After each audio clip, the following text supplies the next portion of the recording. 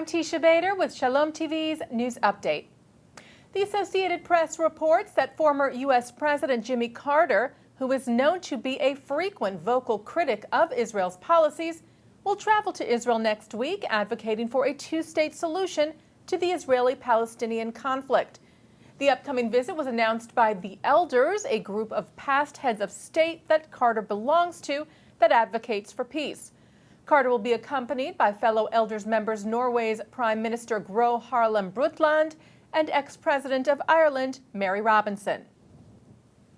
9 European Parliament members will travel to Iran later this month, despite pressure from Israel as well as Jewish groups here in the U.S. not to do so. As we reported to you yesterday, both B'nai B'rith International and the American Jewish Committee had expressed their objection to the trip, as did the Israeli government, who said that the visit legitimized the Iranian regime and sent a mixed message to the Iranians of holding a dialogue while at the same time imposing tough sanctions, referring to the recent European Union's decision to place new tough sanctions on Iran. The team will be headed by the President of the European Parliament Iran Group, Finland Greens MEP Tarja Kronberg, and will take place on October the 27th. Australia has won a temporary 2-year seat at the UN Security Council in spite of their support for Israel. Critics had suggested that the country would not get the votes it needed for the seat because of its Israel support. The leaders of the Executive Council of Australian Jewry said in a statement on Friday that the win of 143 votes out of 193, quote, refuted decisively those who claimed the bid was compromised by Australia's Israel support. Colin Rubenstein, Executive Director of the Australia, Israel and Jewish Affairs Council, said he hoped Australia would use the seat to address the UN's, quote, systematic, entrenched and obsessive biases against Israel. Australia joins Rwanda, Argentina, Luxembourg and South Korea as new members of the Security Council.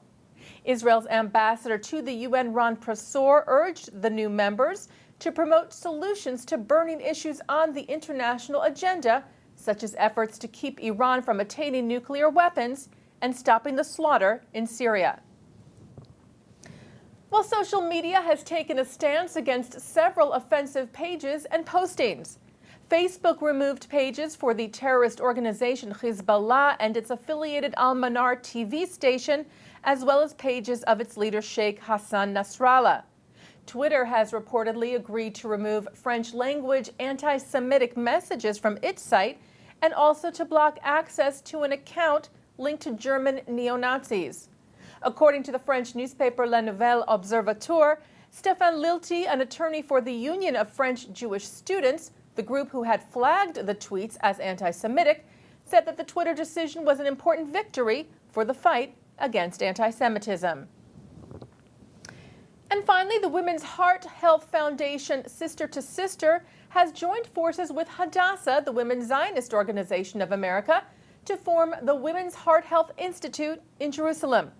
Sister to Sister founder Irene Pollan donated $10 million to Hadassah Medical Organization to establish the Linda Joy Pollan Cardiovascular Wellness Institute in Jerusalem, named after Irene's own daughter, who was born with a congenital heart defect and died at the age of 16. Pollan founded the organization in 1999 out of Washington, D.C. The announcement of the partnership was made earlier this week during a ceremony at Hadassah's centennial commemoration being celebrated this week in Jerusalem.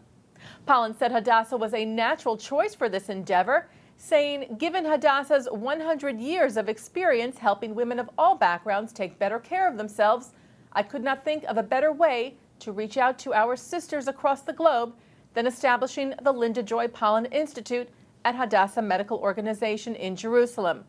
Heart disease knows no boundaries, Pollan said, and neither will we.